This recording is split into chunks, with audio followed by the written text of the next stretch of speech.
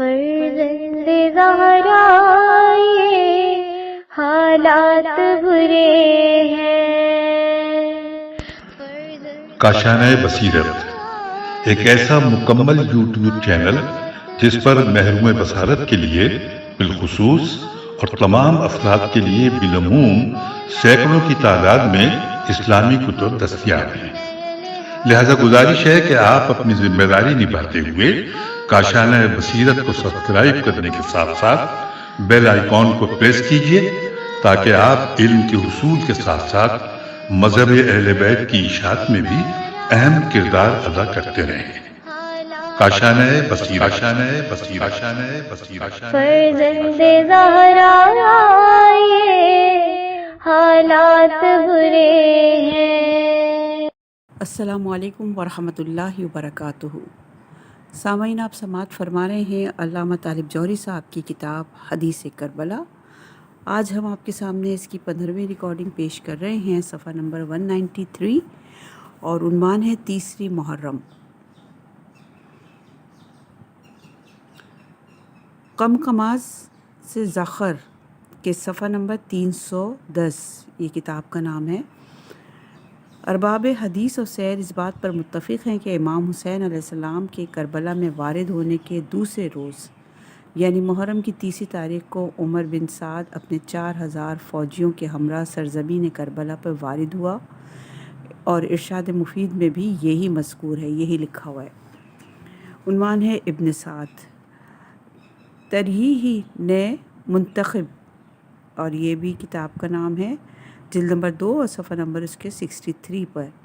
عبداللہ بن مسعود سے روایت کی ہے کہ انہوں نے فرمایا کہ ہم لوگ رسول اللہ صلی اللہ علیہ وآلہ وسلم کے پاس ان کی مسجد میں بیٹھے ہوئے تھے کہ اتنے میں قریش کا ایک گروہ مسجد میں داخل ہوا۔ ان کے ساتھ عمر بن سعد بھی تھا۔ رسول اکرم صلی اللہ علیہ وآلہ وسلم کا رنگ مبارک متغیر ہو گیا۔ ہم لوگوں نے عرض کی کہ یا رسول اللہ، آپ کی کیا حالت ہے؟ آپ نے جواب میں ارشاد فرمایا، ہم اہل بیت وہ ہیں جن کے لیے اللہ نے دنیا کی جگہ آخرت کو اختیار فرمایا ہے، اور اس وقت مجھے وہ کچھ یاد آ گیا جو میری امت کی طرف سے میرے اہل بیت کے ساتھ ہوگا، قتل، ضرب، سب و شتم کی صورت میں، اور جلا وطن کرنے اور گھروں سے نکال دینے کی صورت میں۔ اور پہلا جو نیزے کی نوک پر اسلام میں بلند کیا جائے گا وہ میرے بیٹے حسین کا سر ہوگا۔ مجھے اس بات کی خبر خدا کی طرف سے جبرائیل نے دی ہے۔ اس وقت امام حسین علیہ السلام بھی تشریف فرما تھے۔ انہوں نے سوال کیا کہ نانا، آپ کی امت کا وہ کون ہے جو مجھے قتل کرے گا؟ آپ نے فرمایا، تمہیں خلق خدا کا شریر ترین شخص قتل کرے گا۔ پھر رسول اکرم نے عمر بن سعد کی طرف اشارہ کیا۔ صفحہ نمبر 194 ہے اور عنوان ہے ابن زیاد کا خط۔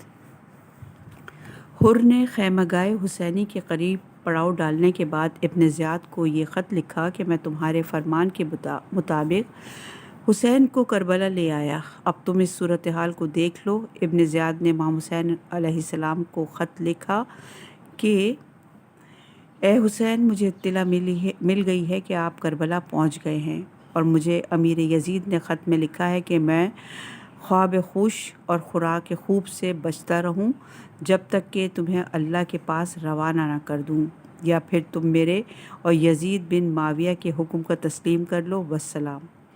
امام حسین علیہ السلام نے اس خط کو پڑھنے کے بعد پھینک دیا اور ارشاد فرمایا، وہ لوگ کبھی کامیاب نہیں ہوتے جو خالق کو ناراض کر کے مخلوق کی خوشنودی خریدتے ہیں۔ ابن زیاد کے قاصد نے کہا کہ امیر کے خط کے جواب میں آپ کیا فرماتے ہیں؟ آپ نے فرمایا کہ میرے پاس کوئی جواب نہیں ہے، اس لیے کہ وہ تو کلمہ عذاب کا مستحق ہے۔ اور یہ روایت الفتوح جلد نمبر 5 صفحہ نمبر 85، قمقمام ذخائر صفحہ نمبر 310، فراد مرزا نے نور الدین مالکی کی فصول المحمہ سے ابن زیاد کا دوسرا خط بھی نقل کیا ہے، جس کا مضمون کم و بیش یہی ہے، لیکن پہلے متن کو زیادہ صحیح قرار دیا ہے۔ حاشیے میں یہ سارا تحریر تھا جو ہم نے آپ کو پڑھ کے سنایا۔ قاصد نے پلٹ کر جواب سے آگاہ کیا۔ ابن زیاد غضبناک ہوا اور مڑ کر ابن سعد کو حسین سے جنگ کرنے کا حکم دیا۔ ابن زیاد اس واقعے سے کچھ دنوں قبل ابن سعد کو ولایت رے کا پروانہ دے چکا تھا۔ ابن زیاد کے حکم پر ابن سعد نے کہا کہ امیر مجھے اس کام سے معاف رکھ اور کسی دوسرے کو یہ کام سونپ دے۔ اس نے کہا پھر تم حکومت رے کا پروانہ مجھے واپس دے دو۔ ابن سعد نے غور کرنے کے لیے کچھ مہلت مانگی اور اس رات میں اپنے عزیزوں اور دوستوں کو جمع کر کے مشورہ کیا، سب نے اسے منع کیا۔ یہ روایت تاریخ طبری جلد نمبر 4 صفحہ نمبر 309 پر ہے۔ اس کے بھانجے حمزہ بن مغیرہ نے بھی اسے منع کیا۔ عمر سعد اس مسئلے پر خود بھی رات بھر سوچتا رہا، جیسا کہ وہ اپنے اشعار میں بیان کرتا ہے کہ کیا میں ملک رے کی خواہش چھوڑ دوں، حالانکہ وہی تو میری تمنا ہے، یا حسین کو قتل کرنے کا فیصلہ کر لوں جو ذلت و بدنامی کا باعث ہوگا۔ قتل حسین کی سزا آگ ہے جس سے فرار ممکن نہیں، اور رے کی حکومت میری آنکھوں کا نور ہے۔ بعض مورخین کے مطابق عمر سعد کے قبیلے بنو زہرہ کے لوگ اس کے پاس آئے اور کہا کہ تجھے خدا کی قسم ہے حسین سے جنگ لڑنے سے باز آ جا، اس سے ہمارے اور بنی ہاشم کے درمیان دشمنی قائم ہو جائے گی۔ ابن سعد نے ابن زیاد کے پاس جا کر جنگ سے انکار کیا، لیکن اس نے قبول نہیں کیا۔ طبری کے مطابق ابن سعد نے ابن زیاد سے کہا کہ میری ایک رائے ہے کہ تم فلاں فلاں معززین نے کوفہ کو طلب کرو اور انہیں میرے ساتھ لشکر میں روانہ کرو۔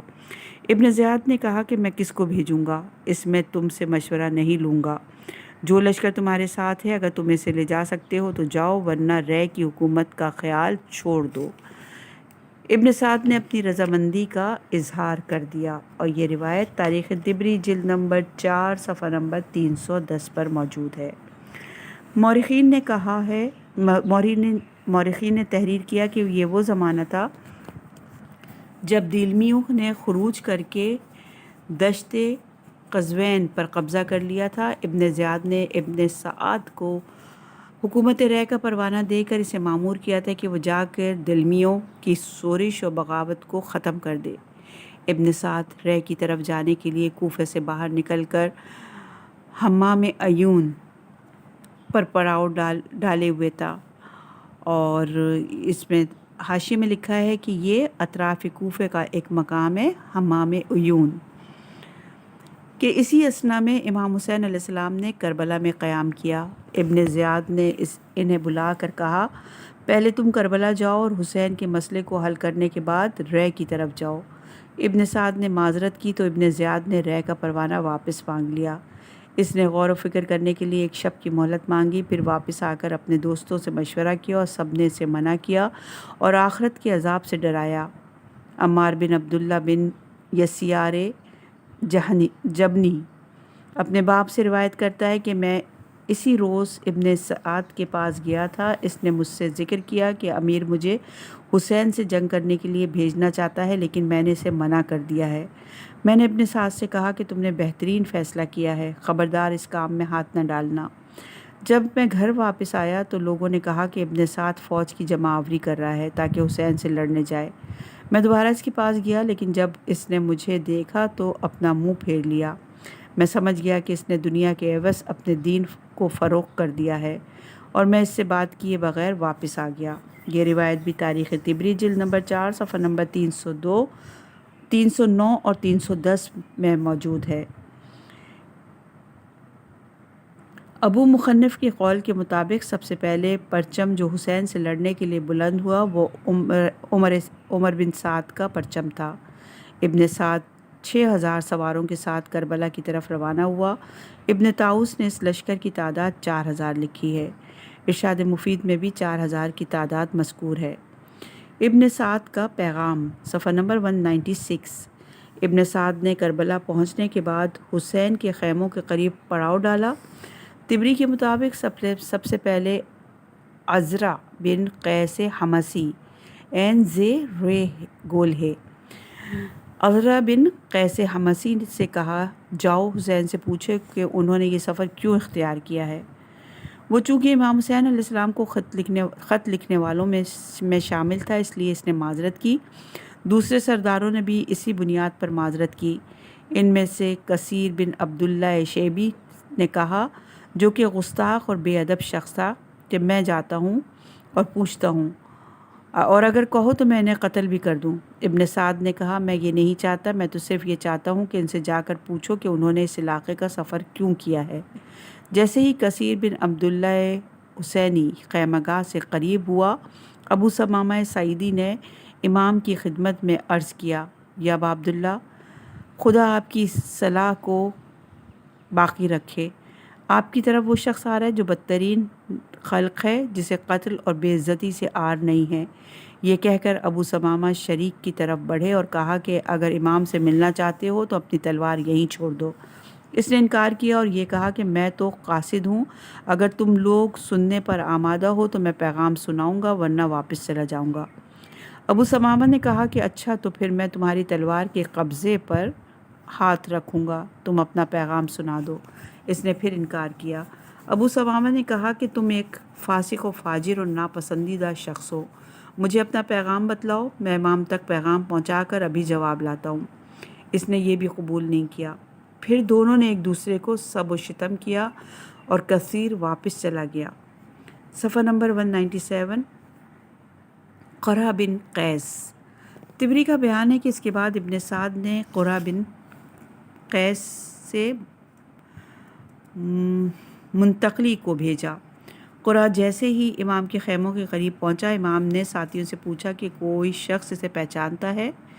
حبیب ابن مظاہر نے کہا میں اسے اچھی رائے والے کی حیثیت سے پہچانتا ہوں، مجھے یہ توقع نہ تھی کہ وہ عمر سعد کی طرف سے آئے گا۔ قرہ نے نزدیک آ کر سلام کیا اور ابن سعد کا پیغام دیا۔ امام نے جواب میں فرمایا کہ تمہارے شہر کوفہ کے لوگوں نے مجھے یہاں آنے کی دعوت دی ہے، لیکن اگر تم میرے آنے کو ناپسند کرتے ہو تو میں پلٹ جاؤں گا۔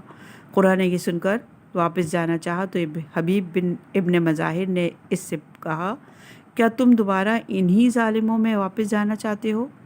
امام حسین سے بے اعتنائی نہ کرو، اللہ نے انہی کے آبا کے ذریعے ہمیں ہدایت سے سرفراز کیا ہے۔ قرہ نے کہا پہلے میں پیغام کا جواب پہنچا دوں، پھر دیکھا جائے گا۔ قرہ نے ابن سعد کو پیغام پہنچایا تو اس نے کہا مجھے امید ہے کہ خدا مجھے حسین کو قتل کرنے سے محفوظ رکھے گا۔ اور یہ روایت تاریخ طبری جلد نمبر 4 صفحہ نمبر 310 پر ہے۔ یہ وہی قرہ ہے جس نے حضرت حر کی گفتگو ہوئی تھی، جس سے حضرت حر کی گفتگو ہوئی تھی، جو آئندہ نقل ہوگی۔ آئندہ کی صفحات پہ ہم آپ کی سماعتوں کی گوش گزار کریں گے۔ قرہ کا کردار حق شناسی کے باوجود باطل پرستی کا واضح نمونہ ہے۔ صفحہ نمبر ہے 198، ابن سعد کا خط۔ طبری لکھتا ہے کہ پھر پسر سعد نے ابن زیاد کو خط لکھا، میں نے کربلا پہنچنے کے بعد حسین کے پاس اپنے قاصد بھیجے اور حسین سے ان کے آنے کا سبب معلوم کروایا۔ انہوں نے کہا کہ اس علاقے کے لوگوں نے مجھے خطوط بھیجے اور اپنے پیغام رساں افراد بھی بھیجے اور مجھ سے یہاں آنے کا مطالبہ کیا، سو میں نے ان کی خواہش کو قبول کیا۔ اب اگر وہ لوگ میرے آنے کو ناپسند کرتے ہیں اور اگر اب ان کی رائے اس پیغام کے خلاف ہو گئی ہے جو انہوں نے مجھے بھیجا تو میں واپس جاتا ہوں۔ حسان بن فائد بن بکر عبسی کا بیان ہے کہ میں گواہی دیتا ہوں کہ جس وقت ابن سعد کا خط پہنچا میں ابن زیاد کے پاس موجود تھا۔ خط پڑھ کر اس نے ایک شعر پڑھا جس کا ترجمہ یہ ہے کہ اب جب کہ ہمارے چنگل گڑ چکے ہیں، حسین ہم سے چھٹکارا پانا چاہتے ہیں، اب ہرگز چھٹکارا نہیں ہوگا۔ یہ روایت تاریخ طبری جلد نمبر 4 صفحہ نمبر 310 پر ہے۔ اور حوالہ یہی ہے۔ عنوان ہے ابن زیاد کا جواب اور صفحہ نمبر 198 ہی ہے۔ پھر سعد کو اس خط کا جواب لکھا، تمہارا خط پہنچا، میں نے وہ سمجھ لیا جس کا تذکرہ تم نے کیا ہے۔ حسین سے یہ کہو کہ وہ اور ان کے سارے ساتھی یزید کی بیعت کریں، جب وہ لوگ بیعت کر لیں تو پھر ہم جو مناسب ہوگا وہ کریں گے۔ ابن سعد نے خط پڑھنے کے بعد کہا میں خوب سمجھ گیا کہ ابن زیاد امن و عافیت کا خواہ نہیں ہے۔ اور یہ روایت بھی تاریخ طبری جلد نمبر 4 صفحہ نمبر 311 پر ہے۔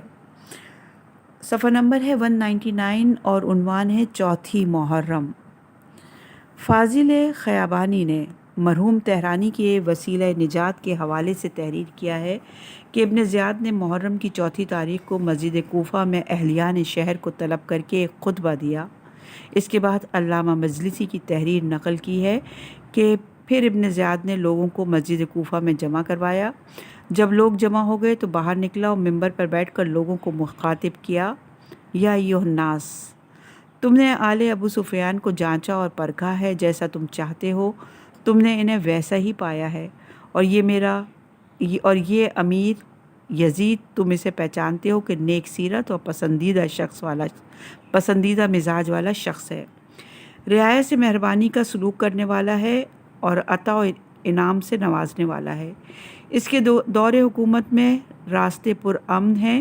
اس کے باپ معاویہ کے عہد میں بھی یہی خوبیاں تھیں، اور اب اس کا بیٹا یزید لوگوں کا احترام کرتا ہے، انہیں دنیاوی مال اتنا عطا کرتا ہے کہ مستغنی بنا دیتا ہے، اور انعام و اکرام سے بھی نوازتا ہے، اور میں بھی اس کی طرف سے اسی بات پر مامور ہوں، اور اس پر بھی مامور ہوں کہ تمہیں اس کے دشمن یعنی حسین سے جنگ کرنے کے لیے بھیجوں، لہٰذا میری بات سنو اور اطاعت کرو۔ یہ کہہ کر وہ ممبر سے اتر آیا، لوگوں کو انعام و اکرام سے نوازا اور حسین سے لڑنے کے لیے بھیج دیا۔ سب سے پہلے شمر 4000 سواروں کے ساتھ نکلا، مظاہر بن رہنیہ مازنی 3000 اور نصر بن حرشہ 2000 افراد کے ساتھ نکلے، یہاں تک کہ ابن سعد کے پاس 20,000 کا لشکر جمع ہو گیا۔ اور یہ روایت ہے واقعہ الایام خیابانی صفحہ نمبر 232 اور بحوالہ بحار الانوار جلد نمبر 44 صفحہ نمبر 386 پر۔ ابن حثم کوفی کے مطابق ابن زیاد نے اہل شام کو عطیات سے نوازا اور ان میں اعلان کر دیا کہ حسین سے جنگ کے لیے عمر بن سعد کے لشکر سے ملحق ہو جائیں۔ سب سے پہلے شمر 4000 سپاہیوں کے ساتھ روانہ ہوا، جس سے ابن سعد کے لشکر کی تعداد 9000 ہو گئی۔ اس کے بعد زید ین رکاب کلبی 2000 کے ساتھ، حسین بن نمیر 4000 کے ساتھ، مصعب ماری 3000 کے ساتھ، نصر بن حربہ 2000 کے ساتھ روانہ ہوا، جس سے ابن سعد کے لشکر کی تعداد 20,000 ہو گئی۔ اور یہ روایت الفتح جلد نمبر 5 صفحہ نمبر 89 پر ہے۔ دینوری کے مطابق ابن سعد کا خط پڑھ کر ابن زیاد غضبناک ہو گیا اور اپنے سارے ساتھیوں کے ساتھ نخیلہ، اور اس میں حاشیے میں لکھا ہے کہ یہ شام کی طرف جانے والے راستے پر کوفے کے قریب ایک مقام ہے نخیلہ، یہاں پہنچ کر قیام پذیر ہوا، اور وہاں اس نے ابن سعد کی مدد کے لیے حسین بن نمیر، حجاز بن اجبر، شبس بن ربی، شمر بن ذیل جوشن کو روانہ کیا۔ شمر تو روانہ ہو گیا، لیکن شبس نے مریض ہونے کا بہانہ بنا دیا، اور یہ روایت الاخبار الطوال صفحہ نمبر 25 پر ہے۔ صفحہ نمبر 200 ہے اور عنوان ہے 5ویں محرم۔ فاضل خیابانی نے وسیلۃ النجات کے حوالے سے تحریر کیا ہے کہ 5ویں محرم کو یکشنبہ کے دن ابن زیاد نے قاصد بھیج کر شبس بن ربی کو اپنے پاس طلب کیا۔ علامہ مجلسی کی تحریر کے مطابق جب ابن زیاد نے شبس کو دارالامارہ میں طلب کیا تو اس نے بیماری کا بہانہ کر کے حاضر ہونے سے معذرت کر لی۔ ابن زیاد اس کے بہانے کو جان رہا تھا اور وہ یہ سمجھ رہا تھا کہ وہ قتل حسین میں شرکت سے متنفر ہے۔ اس نے شبس کو پیغام بھیجا کہ تم ان لوگوں میں نہ شامل ہو جاؤ جس کے لیے خدا نے یہ کہا ہے کہ جب مومنوں سے ملتے ہیں تو کہتے ہیں کہ ہم بھی مومن ہیں، اور جب اپنے شیطانوں کے پاس جاتے ہیں تو کہتے ہیں کہ ہم تو استہزاء کر رہے تھے۔ اگر تم امیر کی اطاعت میں مخلص ہو تو ہم سے ملاقات کرو۔ شبس رات کے وقت ابن زیاد کے پاس پہنچا تاکہ وہ کم روشنی میں اس کے رنگ کو نہ دیکھ سکے۔ ابن زیاد نے اسے اپنے پاس بٹھایا اور کہا کہ تمہیں کربلا جانا چاہیے۔ شبس نے اس کے حکم کو قبول کیا، اور یہ روایت واقعہ الایام صفحہ نمبر 34، بحار الانوار جلد نمبر 44 صفحہ نمبر 386 پر ہے۔ یہ وہی شبس بن ربی ہے جس نے امام حسین علیہ السلام کو لکھا تھا کہ میدان سرسبز ہیں اور میوے پک چکے ہیں، اب آپ ہمارے پاس تشریف لے آئیے۔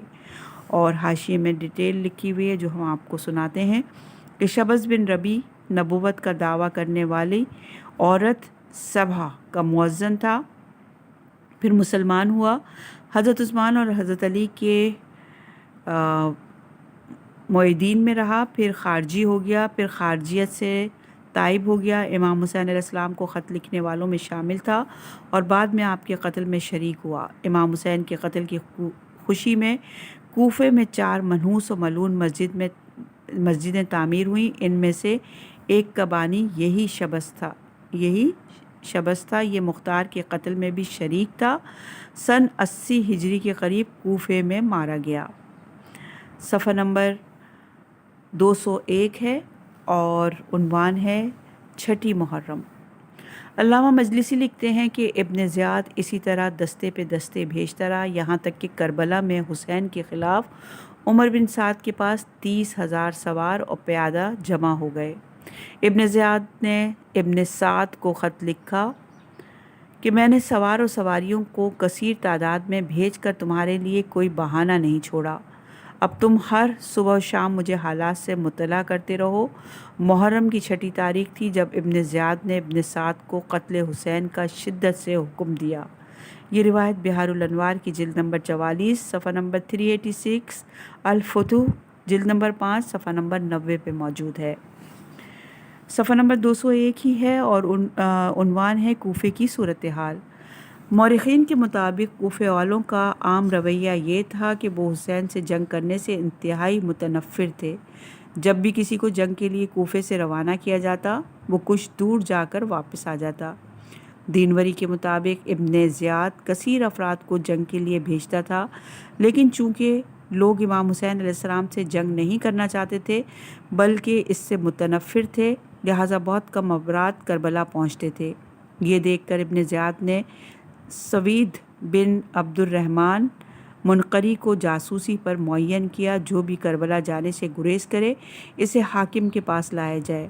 سوید بن عبد الرحمن یا سوید بھی ہو سکتا ہے اس کا تلفظ، سوید بن عبد الرحمن ایک شامی کو پکڑ کر ابن زیاد کے پاس لے گیا۔ یہ شامی کوفے کی چھاونی سے کسی کام کے سلسلے میں باہر نکلا تھا، ابن زیاد کے حکم سے اسے قتل کر دیا گیا۔ اس کے بعد کسی نے جنگ سے گریز کی ہمت نہیں کی۔ یہ روایت الاخبار الطوال صفحہ نمبر 254 پر موجود ہے۔ صفحہ نمبر 202 اور عنوان ہے بنی اسد کی مدد۔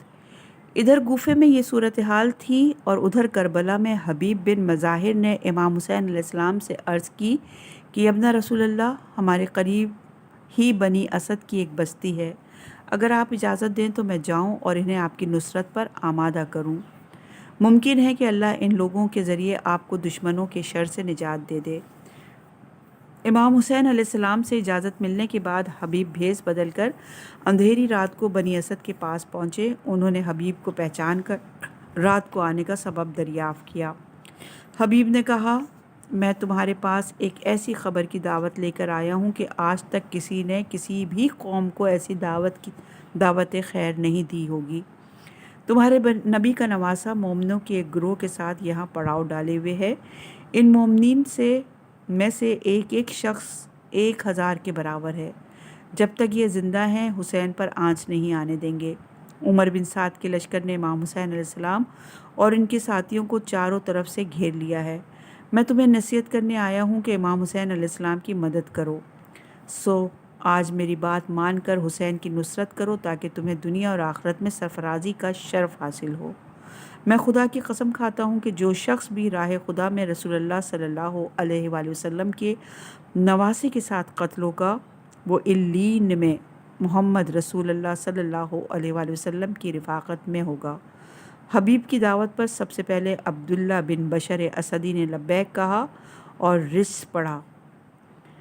جب لوگ آمادہ جنگ ہوتے ہیں اور شہ سواروں پر مشکل وقت آتا ہے تو وہ جانتے ہیں کہ میں ایک بہادر اور دلیر جنگجو ہوں، گویا میں کچھار کا شیر ہوں۔ پھر دوسروں نے بھی لبیک کہی اور 90 افراد تیار ہو کر امام حسین علیہ السلام کی خیمہ گاہ کی طرف روانہ ہوئے۔ کسی شخص نے اس بات کی ابن سعد کو مخبری کر دی۔ اس نے ازرق کو 400 سواروں کے ساتھ بھیجا کہ آنے والوں کو راستے ہی میں روک لیا جائے۔ آدھی رات کو فرات کے کنارے دونوں فریقوں کا ٹکراؤ ہوا اور شدید جنگ ہوئی۔ حبیب بن مظاہر نے ازرق سے کہا، تم اس ثقافت کو چھوڑو اور ہمیں جانے دو، لیکن وہ اپنی بات پر اڑا رہا۔ بنی اسد کے تھوڑے سے لوگ ابن سعد کی لشکریوں کا مقابلہ نہ کر سکے اور اسی شب میں اپنے علاقے کی طرف واپس چلے گئے اور اسی رات کے اندھیرے میں اپنے علاقے کو چھوڑ کر کسی اور طرف نکل گئے۔ حبیب بن مظاہر نے امام کی خدمت میں واپس آ کر واقعہ بیان کیا۔ آپ نے سننے کے بعد فرمایا، لا حول ولا قوت الا باللہ۔ یہ روایت بہار الانوار کی جلد نمبر 44 صفحہ نمبر 386، الفتوح جلد نمبر 5 صفحہ نمبر 90 پر ہے۔ صفحہ نمبر 203 ہے 7ویں محرم شب، یعنی 7ویں محرم کی شب۔ اس واقعے کے ظاہر سے یہ اندازہ ہوتا ہے کہ یہ 6 محرم کا دن گزر کر 7 محرم کی شب میں وقوع پذیر ہوا۔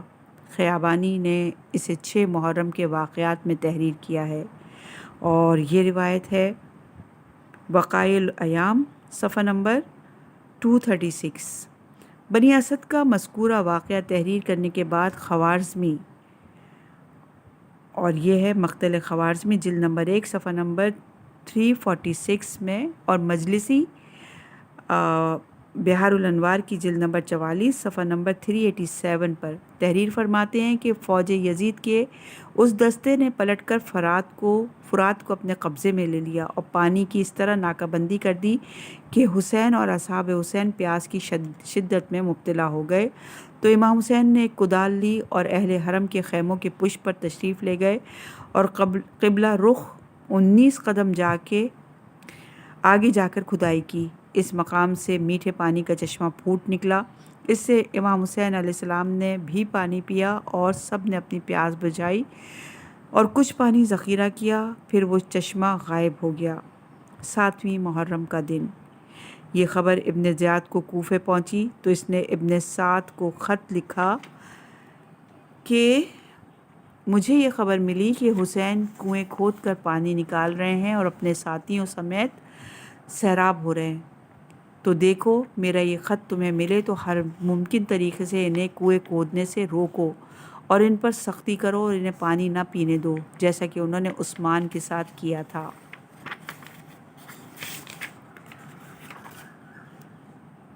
مورخین اور ارباب مقاتل کے نزدیک 7ویں محرم وہ تاریخ ہے جب گھاٹ پر شدید پہرے لگا کر مکمل طور سے حسین اور اصحاب حسین پر پانی بند کر دیا گیا۔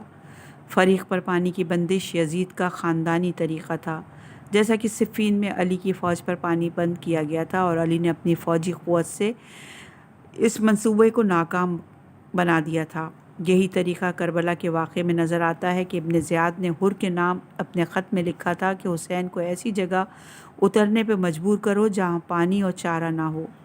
خیابانی کے قول کے مطابق ابن زیاد کے اس خط میں یہ جملہ بھی لکھا تھا، اس لیے کہ میں نے پانی کو یہود و نصارہ کے لیے حلال اور حسین اور اہل بیت حسین کے لیے حرام کر دیا ہے۔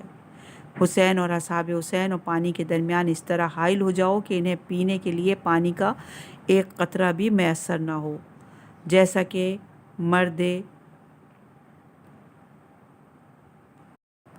مرد تقی و ذکی عثمان بن عفان کے ساتھ کیا گیا۔ اور یہ روایت واقع الایام خیابانی صفحہ نمبر 310 پر موجود ہے۔ محترم، مورخین کا قلم اس مقام پر یہ سوال کیوں نہیں کرتا کہ یہ حسین تو وہ ہیں جنہوں نے محاصرہ عثمان کے زمانے میں حضرت عثمان تک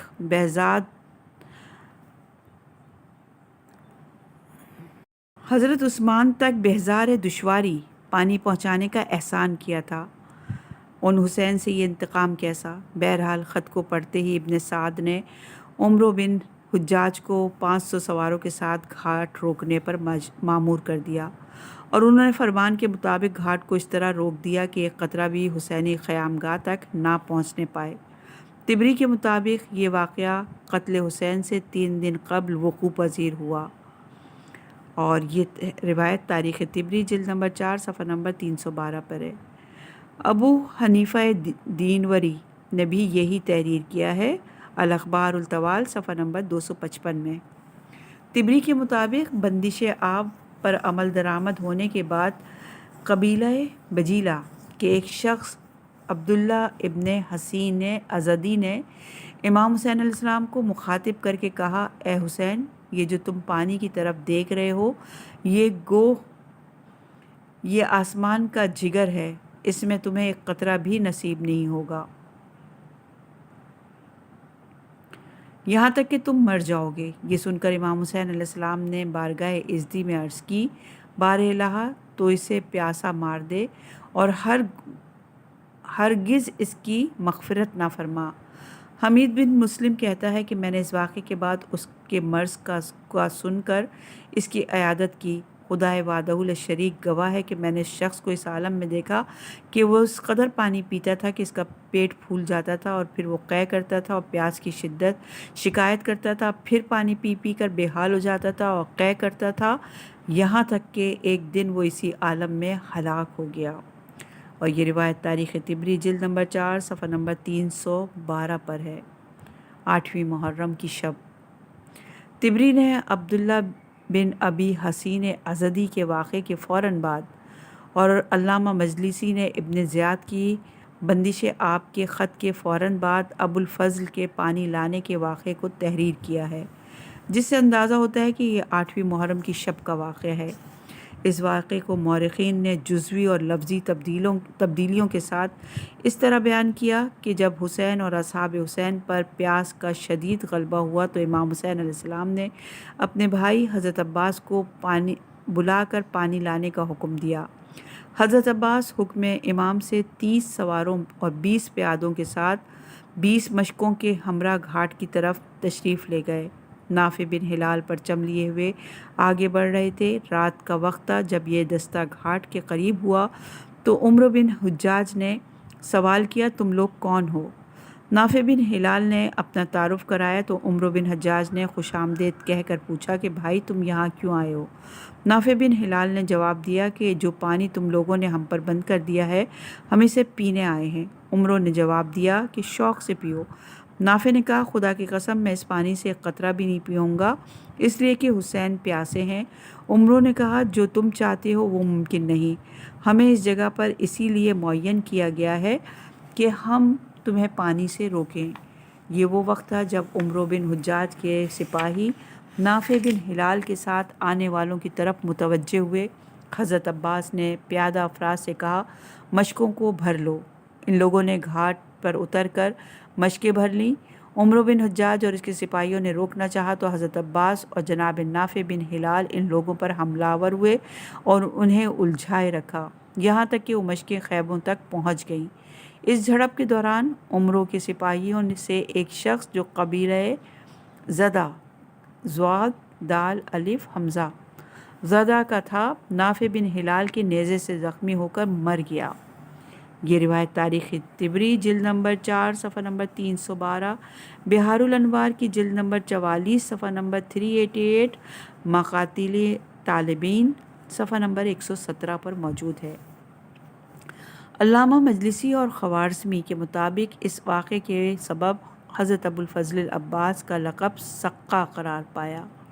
اس واقعے میں خوارزمی نے عمرو بن حجاج اور ہلال بن نافع کے درمیان ہونے والے مکالمے کو اس طرح بیان کیا کہ جب رات کے وقت یہ لوگ نہر کے قریب ہوئے تو عمرو بن حجاج نے پوچھا کہ کون ہے؟